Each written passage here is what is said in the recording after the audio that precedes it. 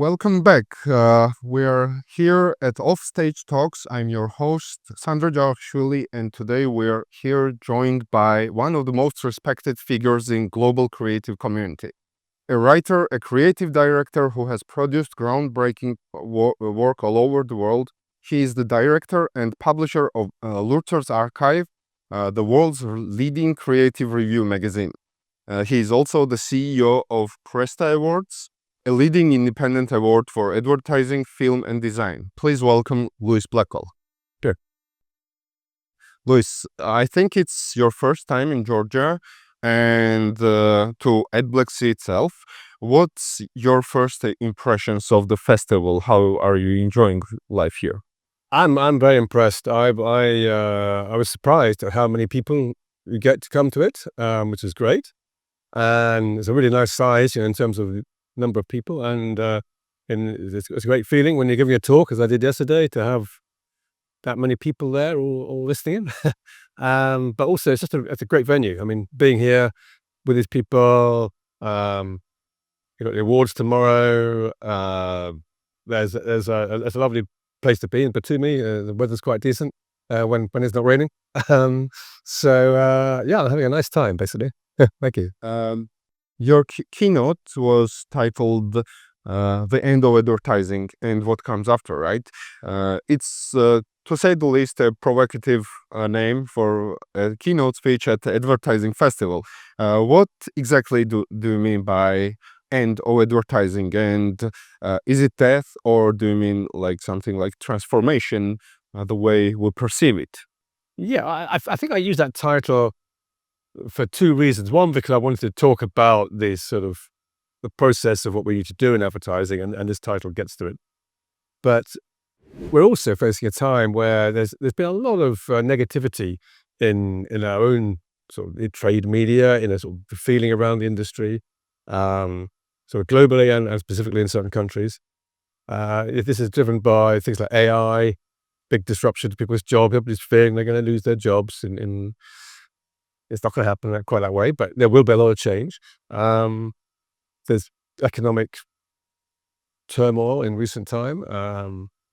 That is maybe exaggerated as well, but also when you see any fear of economic change, the marketing budgets are the first thing that tends to get put on hold. So there's been a lot of threats to advertising, and I'm finding that the tech leadership, Google and Meta and whatever, they have been eating more and more of the budget. So that's not good for creativity. And at Lurzer's Archive, it has been showcasing the world's best creativity for over 40 years, right? And you also lead Cresta Awards, which aims to recognize high standards of creativity, with so much being produced every year, and especially in recent times with development of AI and faster advertising.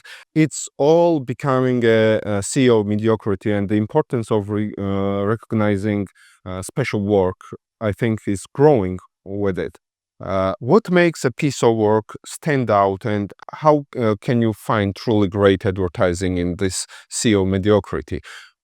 Well, I think we have to accept that there will always be most things are crap, basically, and that actually goes for most areas of everything. Like most places to buy some food, they're not very good. They're maybe they're legally okay, but they're not. When you find a great restaurant, and so on and so forth for every sector. But in advertising, I'd say, a very small percentage of ads are actually really decent ads. And there's a lot of copying going on, and that's just the nature of every industry. So it doesn't dismay me that there's a sea of mediocrity, or worse. That is the nature of things. What we're looking for at Lürzer, or we're looking at Cresta, is to find that excellence. Because by putting that excellence out there, showing the best, showing the innovative movement in the industry, you'll encourage more of that to happen. People will see and understand and learn from that. Realize you get rewarded for doing that kind of work too. You're going to get more work because people are looking at who you are. So we encourage the sense of creative excellence, and it helps lead, I suppose. So I don't think there's any particularly any more rubbish today than there ever was.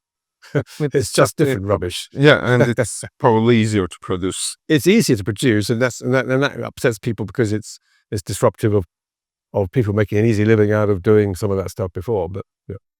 Lurzer's archive is like a global authority in creative business, right? And there are several other huge festivals, but there are also these regional smaller festivals like at Black Sea. How do you see the role of festivals like this? What role can they play in developing the industry, and how can they contribute? I think as a massive role. In fact, I'm a great fan of the smaller festivals, and I'd like to maybe encourage them to prosper in various ways. I'll try and do it with Lürtzer's archive support in some way, because I think the big festivals are their day is past in some ways. I mean, they're huge. I just think it's a very unsustainable and perhaps not very good for the industry. I mean, a big public company running Cannes Lions takes a lot of money actually out of the industry into the pockets of who owns this big public company, and that's not going back into the industry. Whereas I think a smaller festival typically is much more going back into the local industry. Or it could be a charitable foundation as well. And so I think D&AD and One Show I'm a bit more supportive of as a big things because they are ultimately charities. But I'd have to see smaller things. My own businesses are relatively small. I think if they got really big, they would be slow.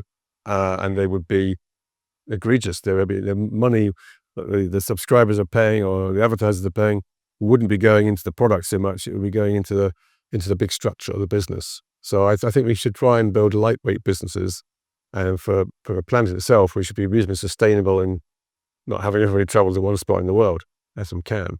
So I think small festivals, yeah, they have a good future. They're needed. Yeah. They can. I think they can be like play their role. Yeah, you can get good local people level. to come here. You can get good people to come and speak in the sport festivals or just competitions or whatever you want to do. So the event can come to the people a bit more rather than all the people go to one place and all the speakers go to one place. It's just too much. Just too much in one place. Yeah. And for those who were not able to attend this year's festival, what is one main message you would like to give them about the future of creativity? What is the one spark they should keep alive to continue their creative journey? Well, creativity is not an option. We need it. We need creativity, innovation to keep our whole society alive, as it were. But certainly in advertising and communication, it's always moving forward. To stand out, to make an impact, you've got this position between being incredibly boring and looking at everything else because your work doesn't stand out. If you go too far, it can be unfamiliar and impossible for people to understand. But you're trying to defamiliarize the familiar and make it new, make it people engage with you, think about you afresh, get a message across that's going to kind of resonate with them, they're going to feel it. So it's essential. It's not an optional thing. In fact, we just saw a presentation a little bit earlier by Fernando Machado about the Burger King work and how that performed and how successful it was. And he also showed some stats that showed just how creativity is the biggest thing that a brand can do to change its performance. It's just a fact. Creativity pays at work. So the question then comes to, so how your creativity should be, maybe, how are you going to use it?